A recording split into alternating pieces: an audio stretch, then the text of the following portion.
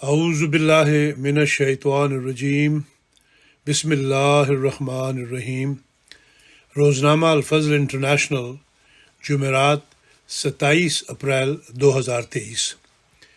Report عید الفطر 22 April 2023۔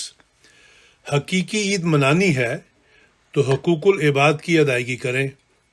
امیر المومنین سیدنا حضرت مرزا مسرور احمد خلیفۃ المسیح الخامس ایدہ اللہ تعالی بنصر العزیز نے آج مورخہ یکم شوال 1444 ہجری بمطابق 22 اپریل 2023 بروز ہفتہ مسجد مبارک اسلام آباد ٹلفورڈ میں نماز عید پڑھائی اور مارکہ آرا خطبہ عید الفطر ارشاد فرمایا۔ یاد رہے کہ اس مرتبہ اسلام آباد میں نماز عید پڑھنے کے لیے اجازت عام تھی، اس لیے برطانیہ بھر کے مختلف شہروں نیز بعض دیگر ممالک سے بھی احمدی احباب اپنے پیارے امام کی اقتداء میں نماز عید ادا کرنے کے لیے حاضر ہوئے۔ اسی طرح محکمہ موسمیات کی جانب سے کی جانے والی پیشگوئی کے مطابق آج عید کے وقت بارش ہونا تھی، لیکن اللہ تعالیٰ نے اپنا خاص فضل فرمایا اور اسلام آباد میں خوشگوار موسم رہا۔ آج یوم عید کی خوشیاں اس طرح بھی دوبالا ہوئیں کیونکہ آج ہی کے دن ٹھیک 20 سال قبل یعنی 22 اپریل 2003 کو الہی نوشتوں کے موافق اللہ تعالیٰ نے مومنین کے خوف کو امن میں بدلا اور جماعت احمدیہ مسلمہ ایک پر از فتوحات اور بابرکت دور خلافت خامسہ میں داخل ہوئی۔ فالحمدللہ علی ذالک۔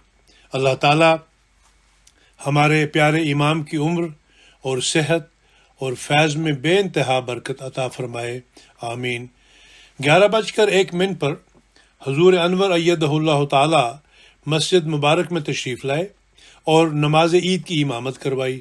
حضور انور نے سنت نبوی صلی اللہ علیہ وسلم کی پیروی میں پہلی رکعت میں سورۃ العلیٰ جبکہ دوسری رکعت میں سورۃ الغاشیہ کی تلاوت فرمائی۔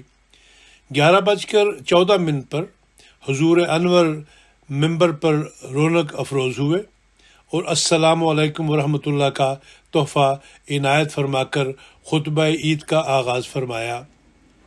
خلاصہ خطبہ عید: تشہد، تعوذ، تسمیہ، سورہ فاتحہ اور سورۃ النساء کی آیت 37 کی تلاوت کے بعد حضور انور ایدہ اللہ تعالی بنصر العزیز نے فرمایا، اللہ تعالیٰ کا شکر و احسان ہے کہ اس نے ہمیں ایک اور رمضان سے گزرنے کی توفیق دی۔ بہت سے ایسے ہوں گے جنہیں اللہ تعالیٰ نے بہتر رنگ میں عبادت کی توفیق دی ہوگی اور جنہوں نے اللہ تعالیٰ کے افضال کے نظارے دیکھے ہوں گے۔ بس اللہ تعالیٰ کا احسان ہے کہ ہم میں سے بہتوں کو ان 30 دنوں میں اللہ تعالیٰ اور اس کے بندوں کے حقوق ادا کرنے کی توفیق ملی۔ اللہ کرے کہ جب آج کے دن ہم اللہ تعالیٰ کے حکم پر عید منا رہے ہیں تو سال کے باقی دنوں میں بھی اپنی اس حالت اور عبادت کے ان معیاروں کو قائم رکھنے والے ہوں جو اللہ تعالیٰ ہم سے چاہتا ہے اور جس کی تعلیم سیدنا حضرت اقدس مسیح موعود علیہ السلام نے ہمیں دی ہے اور جس کا ذکر میں نے کل کے خطبے میں بھی کیا تھا۔ اس کے ساتھ ہی ہمیں حقوق العباد کے ان معیاروں کو بھی حاصل کرنے کی کوشش کرنی چاہیے جن کی طرف قرآن کریم نے ہمیں توجہ دلائی ہے۔ نمازوں اور عبادات کے متعلق کل میں نے کافی تفصیل سے بتایا تھا۔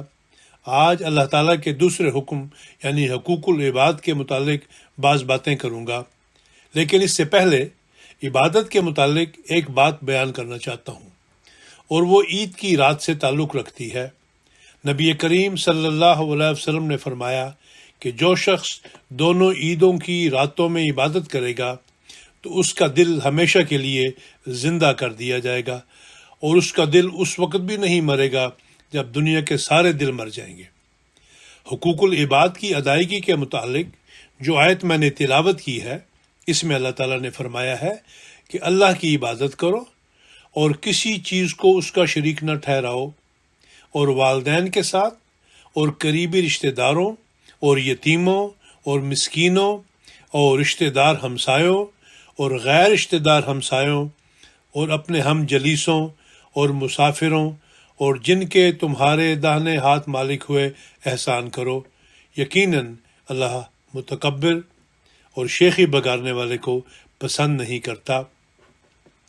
گویا شرک سے بچنے اور اللہ کی عبادت کا حق ادا کرنے کے بعد جو سب سے پہلے تم نے حق ادا کرنا ہے وہ والدین کا حق ہے، اور اس کے بعد درجہ بدرجہ دوسرے حقوق ہیں۔ والدین سے احسان کے حکم سے کوئی یہ نہ سمجھ لے کہ والدین کی خدمت ان پر احسان ہے، نہیں، بلکہ احسان کا ایک مطلب بہترین طریق سے حق ادا کرنا بھی ہے۔ والدین کے حقوق کے متعلق اللہ تعالیٰ نے یہ دعا سکھائی ہے کہ اے میرے رب، ان پر مہربانی فرما کیونکہ انہوں نے بچپن میں میری پرورش کی تھی۔ بعض مرد اپنی بیویوں کو ان کے والدین کی خدمت سے روکتے ہیں، یا عورتوں کو خود یہ خیال آ جاتا ہے۔ انہیں یاد رکھنا چاہیے کہ جس طرح مردوں کو والدین سے حسن سلوک کا حکم ہے، ویسے ہی عورتوں کو بھی حکم ہے۔ پھر حقوق العباد کے سلسلے میں اللہ تعالیٰ فرماتا ہے کہ اپنے قریبی رشتہ داروں سے احسان کا سلوک کرو۔ حضرت صلی اللہ علیہ وسلم نے ایک موقع پر فرمایا کہ جو شخص رزق کی فراخی چاہتا ہے یا خواہش رکھتا ہے کہ اس کی عمر زیادہ ہو، اس کا ذکر خیر زیادہ ہو، تو اسے صلہ رحمی کا خلق اختیار کرنا چاہیے۔ حضور انور نے فرمایا کہ حضرت صلی اللہ علیہ وسلم نے فرمایا کہ اپنے رشتہ داروں سے حسن سلوک کرو اور اچھے الفاظ میں ان کا ذکر کرو۔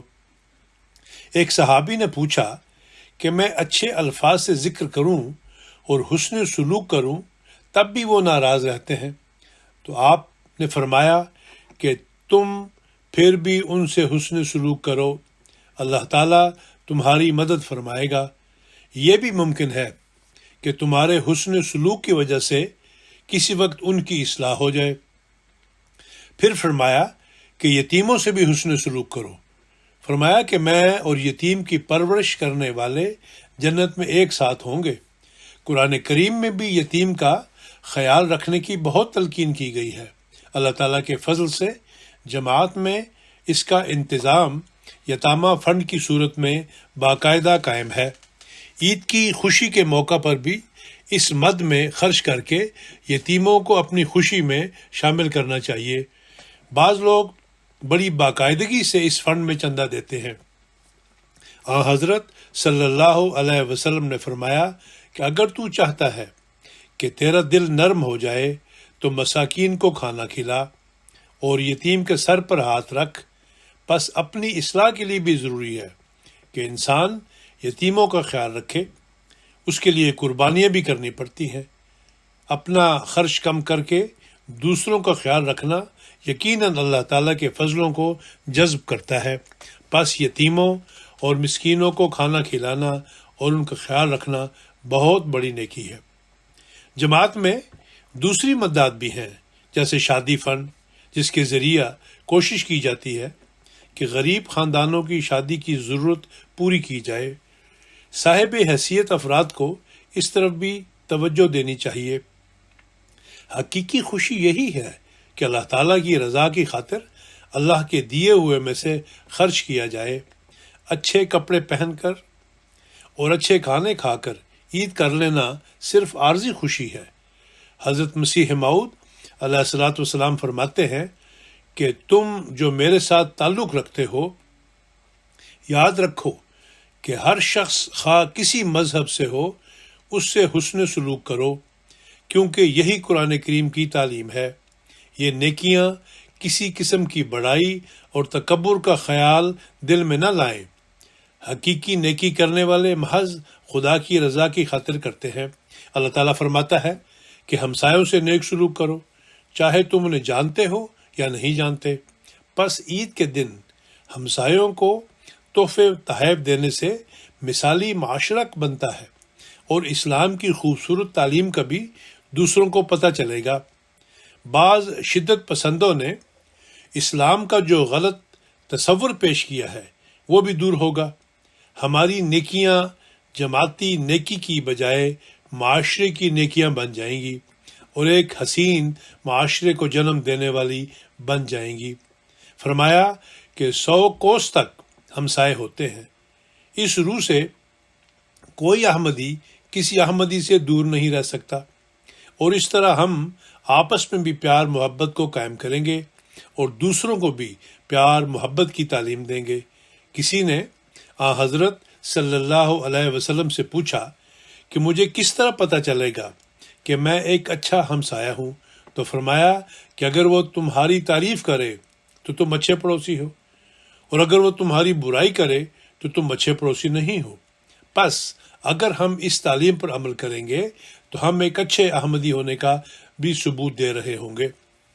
خطبہ کے آخر پر حضور انور نے فرمایا کہ اللہ کرے کہ ہم حضرت مسیح موعود علیہ الصلوۃ والسلام کی بیعت کا حق ادا کر کے حقیقی عید منانے والے ہوں۔ اللہ تعالیٰ ہم سب کے لیے یہ عید مبارک فرمائے۔ اب ہم دعا کریں گے۔ اپنی دعاؤں میں تمام انسانیت کے لیے دعا کریں، ان بھوکوں بلکہ پانی کی بوند کو ترستے لوگوں کو اپنی دعا میں یاد رکھیں، وہ جو کہ فاقوں میں زندگی گزار رہے ہیں، وہ مسلمان جو کہ سوڈان میں فاقوں میں گرفتار مسلمانوں کے ہاتھوں عید کی خوشیوں سے محروم ہیں اور اپنے سامنے اپنے پیاروں کو سسکتا اور مرتا دیکھ رہے ہیں، ان کے لیے دعا کریں۔ ہمارے پاس مادی وسائل تو نہیں کہ وہاں جا کر ان کی مدد کریں، لیکن دعا کر کے ان کی مدد کر سکتے ہیں۔ عالمگیر جماعت احمدیہ کے لیے دعا کریں، اور خاص طور پر ان احمدیوں کے لیے بھی جو کسی بھی طرح ظلم میں گرفتار ہیں۔ اللہ ظالموں کو پکڑنے کے سامان پیدا کرے اور مظلوموں کی مدد فرمائے۔ احمدیوں پر جو ظلم بھی ہو رہے ہیں وہ بھی اللہ کے نام پر ہی ہو رہے ہیں، اس لیے دعا ہی کے ذریعے ان سے نجات ممکن ہے۔ اسیران راہ مولا کی رہائی کے لیے بھی دعا کریں۔ شہدائے احمدیت کے خاندانوں کے لیے بھی دعا کریں کہ خدا ان کو اپنے حفظ و امان میں رکھے اور ان کا خود حامی و ناصر اور متکفل ہو۔ بیماروں کی کامل اور جلد شفا یابی کے لیے بھی دعا کریں۔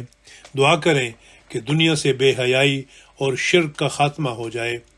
دنیا میں مسلمانوں کے آپس کے اختلافات سے دنیا کو جو اسلام پر اعتراضات کا موقع ملتا ہے، اس کے خاتمہ کے لیے دعا کریں کہ یہ مسیح موعود کو مان کر ایک ہاتھ پر جمع ہوں کہ اسی میں ان کی نجات اور کامیابی ہے۔ اگر یہ ایک ہو گئے تو تب ہی ہماری حقیقی عید ہوگی۔ خطبہ ثانیہ کے بعد 11:50 پر حضور انور نے دعا کروائی۔ اسلام آباد کا راؤنڈ۔